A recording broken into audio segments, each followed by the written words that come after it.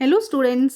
आपका मेरे channel smart study में स्वागत है। स्टूडेंट्स, आज हम शिक्षा निदेशालय की तरफ से दी जाने वाली कार्यपत्रक नंबर 37 करेंगे, जो कि क्लास 7th की है और विषय है सामाजिक विज्ञान इतिहास। ये वर्कशीट 26 फरवरी 2021 की है। तो आइए शुरू करते हैं आज की वर्कशीट शुरू करने से पहले प्लीज़ मेरे चैनल को सब्सक्राइब कर दीजिए। तो आइए देखते हैं आज की वर्कशीट, ईश्वर से अनुराग। देखो क्या कहा गया आज की वर्कशीट में। बेटा, पिछली वर्कशीट में कार्यपत्रक में हमने कुछ संतों जैसे कि तुलसीदास, सूरदास, रविदास, दादू दयाल और मीराबाई के बारे में जाना था। आइए आज हम शंकर देव और कबीर के बारे में जानें। तो बेटा, पिछली वर्कशीट में हमने कुछ संतों के बारे में अच्छे से समझा था। आज हम शंकर देव और कबीर के बारे में जानेंगे। देखो क्या कहा गया है। ये पिक्चर दी गई है, ये पिक्चर है शंकर देव की। ठीक है, देखो स्थान और समय। असम इनका स्थान है। 15वीं शताब्दी के आसपास इनका जन्म कब हुआ था? 15वीं शताब्दी के आसपास। इनका जो काल था, मतलब जब इन्होंने अपने उपदेश वगैरह दिए थे, वो कब थे? 15वीं शताब्दी के आसपास। उन्होंने विष्णु की भक्ति पर बल दिया। इन्होंने किसकी भक्ति पर बल दिया? विष्णु की भक्ति पर बल दिया। उन्होंने असमिया भाषा में कविताएं तथा नाटक लिखे। इन्होंने असमिया, क्योंकि असम के थे ना, तो असम की ही लैंग्वेज में, असमिया लैंग्वेज में इन्होंने क्या लिखे? कविता लिखी और नाटक लिखे। इन्होंने ही नामघर, कविता पाठ और प्रार्थना गृह स्थापित करने की पद्धति चलाई, जो आज चल रही है। देखो इन्होंने क्या किया था कि नामघर की पद्धति चलाई। इन्होंने कौन सी पद्धति चलाई? नामघर की पद्धति चलाई, जिसमें कविता पाठ और प्रार्थना गृह, जैसे कि प्रार्थना गृह होती है ना, प्रार्थना करना, या कविता का जो पाठ होता है उसको स्थापित करने की पद्धति चलाई थी, जिसे क्या कहा गया था? नामघर कहा गया था, जो आज भी चल रही है। शंकर देव की भक्ति का सार एक शरण नाम अर्थ, एक सर्वोच्च सत्ता के प्रति समर्पण से जाना जाता है। तो शंकर देव की भक्ति का जो सार था, वो जिस तरह की भक्ति किया करते थे, उनका था कि एक शरण नाम अर्थ, मतलब अपनी सारी की सारी जो मतलब हम कहेंगे कि अपनी अपनी तरफ से पूरा समर्पण दे दो भगवान को। जिसको भी आप मान रहे हो, सर्वोच्च जिसको भी आप मान रहे हो, उसको अपना पूरा, अपनी तरफ से पूरा उनको समर्पित हो जाओ उसके लिए ना। शंकर देव की शिक्षाएं भगवत गीता और भागवत पुराण पर आधारित है। तो इनकी शिक्षाएं कहाँ पर है? भगवत गीता पर, जो गीता है, और जो भगवत पुराण है उसमें इनके उनके जो उपदेश हैं, या उस पर आधारित है इनकी उपदेश ना। उन्होंने ज्ञान के प्रचार के लिए सत्र और मठों की स्थापना को प्रोत्साहित किया। उन्होंने अपने ज्ञान के प्रसार के लिए सत्र और मठों की स्थापना को, मतलब कि मठों, मतलब कि जैसे ग्रुप में बैठ के लोगों को उपदेश देते ना, तो उस तरह की स्थापना को इन्होंने क्या दिया? जोर दिया। उनकी प्रमुख रचना कीर्तन घोष थी। उनकी प्रमुख रचना कौन सी थी? कीर्तन घोष। बेटा, ये याद करने वाली चीजें हैं। देखो, हर प्रमुख रचना कौन सी थी? कीर्तन घोष थी। किस तरह के ज्ञान के प्रसार को? सत्र और मठों वाला। उनके जो ज्ञान था, वो शिक्षा किस पर आधारित थी? भगवत गीता व पुराण पर आधारित थी। भक्ति का सार क्या था? एक शरण नाम अर्थ। ठीक है, उन्होंने कौन सी पद्धति चलाई? नामघर पद्धति चलाई। देखो ये सब क्वेश्चन ऐसे बन जाते हैं। और किस भाषा में दिया? असमिया भाषा में लिखा। किस की भक्ति पर बल दिया? विष्णु की भक्ति पर बल दिया। देखो इसी तरह से सारे क्वेश्चन बनते हैं, तो सबका सब आपको याद करना होगा। अब हम देखते हैं कबीर। कबीर का स्थान और समय। बनारस इनका स्थान है 15वीं और 16वीं शताब्दी के आसपास। ठीक है, इनका समय कब है? 15वीं और 16वीं शताब्दी के आसपास। उनकी साखियों और पदों का विशाल संग्रह है, जिसमें उनके विचारों की जानकारी मिलती है। उन्होंने अपना, देखो, विचार जो थे वो किस में दिए थे? साखियों और पदों में दिए थे। साखी, अपनी जो भाषा, मतलब जो उन्होंने विचार अपने व्यक्त किए थे ना, वो साखियों और पदों में दिए थे।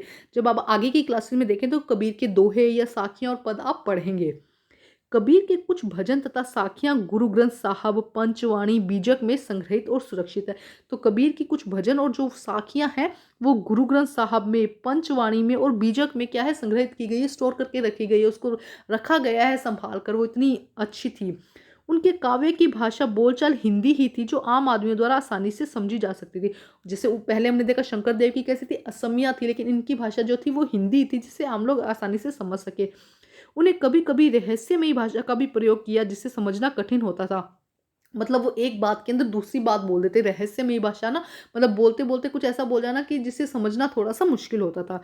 कबीर के उपदेश प्रमुख धार्मिक परंपराओं की पूर्ण व प्रचंड अस्वीकृति पर आधारित थे। तो जो कबीर ने उपदेश दिए थे उन, वो क्या, तो वो धार्मिक परंपराओं को नहीं मानते थे, किसी की भी इन भगवान की पूजा करो या इस तरह से पूजा करो, यज्ञ करो, वो इन सब चीज़ों को नहीं मानते थे।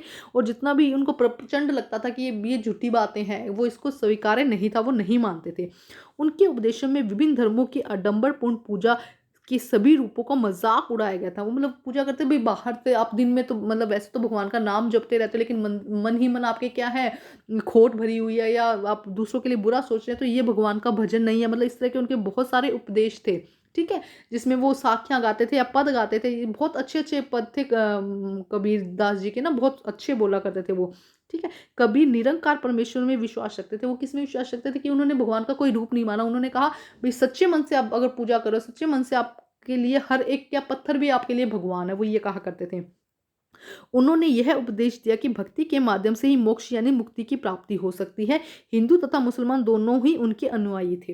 तो वो हिंदू और मुसलमान दोनों ही उनके अनुयायी थे, और वो ये क्या कहते थे भाई भक्ति के द्वारा आपको क्या मिल सकता है, भगवान मिल सकते हैं।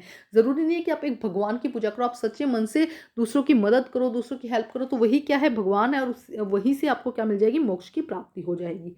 आगे देखते हैं क्या है। भक्ति संतों का एक महत्वपूर्ण योगदान संगीत के विकास में था।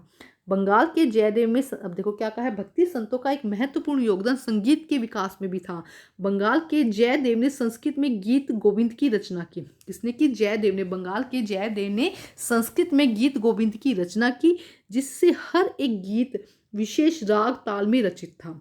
संगीत पर इन संतों का एक महत्वपूर्ण प्रभाव भजन कीर्तन आदि का प्रयोग था। मतलब देखो उन्होंने अपने उपदेश दिए, साथ साथ में संगीत को भी प्रचलित किया। क्यों, अब भजन गा रहे हैं तो संगीत भी तो प्रचलित हो रहा है ना।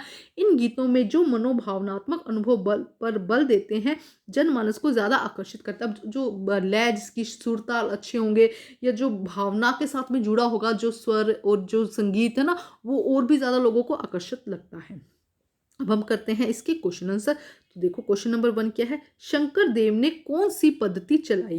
तो शंकर देव ने कौन सी पद्धति चलाई थी, देखो यहाँ पे लिखा है शंकर देव ने, उन्होंने, यहाँ पे शंकर देव लिख दिया जाएगा। शंकर देव ने नाम घर स्थापित करने की पद्धति चलाई जो आज भी चल रही है। देखो ये हो जाएगा फर्स्ट का आंसर, ठीक है।